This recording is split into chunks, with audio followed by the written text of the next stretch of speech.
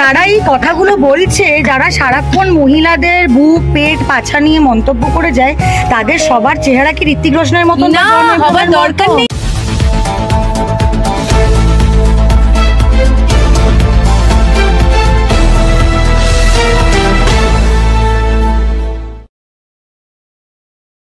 Political party মানে অধিকাংশ শাসকদের দেখছি আপনাদের টার্গেট করছেন, যেমন কুণাল ঘোষ একটা সোশ্যাল মিডিয়ায় একটা পোস্ট করেছে। আমি তো রোজই আক্রমণ, মানে রোজই আমি আক্রমণের আওতায় পড়ি। সে এখন আন্দোলন হচ্ছে, এখন হয়তো একটু বেশি পড়ছি, বা আপনাদের চোখে এখন একটু বেশি এটা লাগছে যে আমাকে আক্রমণ করা হচ্ছে। যখন আন্দোলন চলছিল না বা যখন সিনেমা রিলিজ করছিল না, তখনও আমাকে অ্যাটাক করা হয়। স্লিভলেস ব্লাউজ পরলেও অ্যাটাক করা হয়, হ্যাঁ, শাড়ি কেন ঘামে ভিজে গেছে সেটা নিয়েও অ্যাটাক করা হয়। তো এটা আমি আর গায়ে মাখি না। মানে উনি কেন ওনার বেড ফুটন হলো, উনি কেন বেশি রোগা হয়ে গেলেন। হ্যাঁ, আমাকে একজন সেদিনকে দেখলাম লিখেছে যে উনি মরে যাচ্ছেন না কেন। এবার আমার মনে হলো যে ওই মরে যাওয়াটা নিয়েও মানুষের বক্তব্য থাকবে, বা ওনাকে কাঠের চুল্লিতে উনি কেন পড়লেন না, উনি যখন নিজেকে সাধারণ বলছেন উনি ইলেকট্রিকের চুল্লিতে কেন পড়লেন। হ্যাঁ, ওনার মরদেহতে মেকআপ কেন করা হয়েছে, উনি ওই সাধারণ মানুষের মতন বিনা মেকআপে কেন উনি কেওড়াতলায় গেলেন না। এটাও মানুষের, মানে যাদের অ্যাটাক করার ইচ্ছে বা অভ্যেস, তারা সে তখনও করে যাবে। তো ওটা নিয়ে আমি একদম মাথা ঘামাই না। আর টেক্কা নিয়ে তুমি যেটা জিজ্ঞেস করছিলে, হ্যাঁ, আমি জানতে চাই না যে কে এই কথাগুলো বলছে, যে বা যারা বলছেন, কারণ আমি তাদেরকে সেই গুরুত্বটাই দিতে চাই না। পোস্টারে কি হবে সেটার দায় বা দায়িত্ব কোনোটাই অভিনেতাদের নয়, কোনোদিনই ছিল না। আর মানে বম্বে বা বলিউডে আমি জানি না কি হয়, কিন্তু সৌগত বাবু বোধহয় বলেছেন না যে আমরা তো সালমান খান শাহরুখ খান নই। তো সেই কথার সূত্র ধরেই বলছি যে আমরা যেহেতু সালমান খান শাহরুখ খান নই, সেই জন্য আমাদের কোনো এলেমই নেই একটা ছবির পোস্টার কি হবে সেটা ঠিক করার। আমার মুখ সেখানে থাকবে কিনা, আমার মুখ কতটা বড় থাকবে না ছোট থাকবে না, পেছনে থাকবে না সাইডে থাকবে না মাঝারি থাকবে, কবে রিলিজ হবে, কেন রিলিজ হবে কিনা, হ্যাঁ, মানে এই কথাগুলো কোনোটাই অভিনেতাদের ওপর ডিপেন্ড করে না।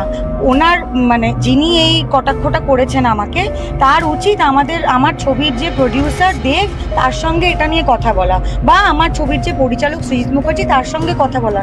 কারণ এই দুজন কিন্তু ডিসিশন মেকার, এই ডিসিশনটা ওনারা নেবেন। টেক্কার ক্ষেত্রে সৃজিত মুখার্জি আর দেব, অন্য ছবির ক্ষেত্রে অন্য ডিরেক্টর আর প্রডিউসার হবে।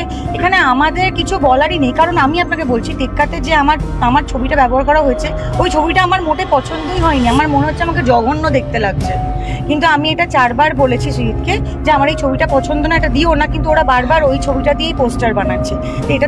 এটাতেই বোঝা যায় যে বাংলা ইন্ডাস্ট্রিতে আমরা যারা হয়তো মহিলা কেন্দ্রিক ছবি করি, বা আমার নামে টিকিট বিক্রি হয়, বা সুদীপ্তার নামে থিয়েটারে মানুষ গিয়ে প্রেক্ষাগৃহ ভর্তি করছে, কিন্তু আমাদের কিন্তু ওই ক্রেডিবিলিটি নেই, আমাদের ওই ক্ষমতাই নেই যে আমরা বলবো যে আমাদের মুখটা না এরম দাও, বা এই পোস্টারটা না এখন বের করো না।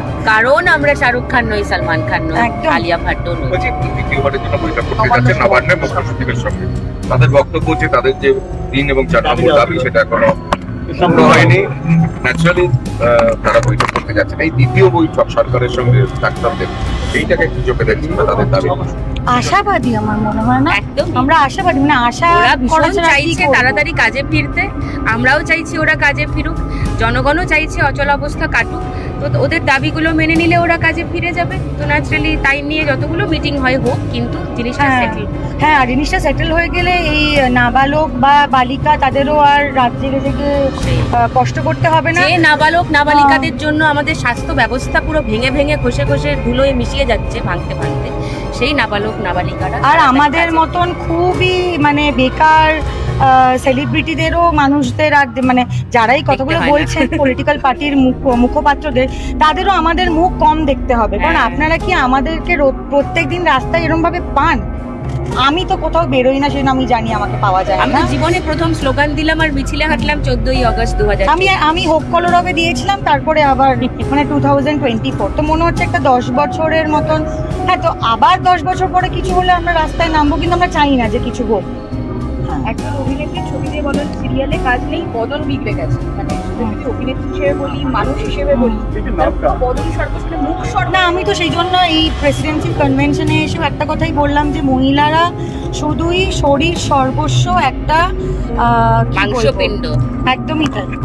হ্যাঁ, আমাদের নিয়ে যদি কটাক্ষ করতে হয়, আমাদের ইন্টেলেক্ট নিয়ে মানুষের গালাগাল দিক, আমাদের পড়াশোনা নিয়ে গালাগাল দিক, আমাদের মূর্খ বলুক, হ্যাঁ, কিন্তু আমাদের পড়াশোনা বা আমাদের আমরা বলুক যে আমরা আনকাইন্ড, বলুক যে আমরা রুড, বলুক যে আমাদের ব্যবহার খারাপ, এইগুলো দিয়েও তো একটা মানুষ বিচার করা যায় যে কার ভালো ব্যবহার, কার খারাপ ব্যবহার, কে কিরম ভাবে মানুষের সঙ্গে কথা বলে।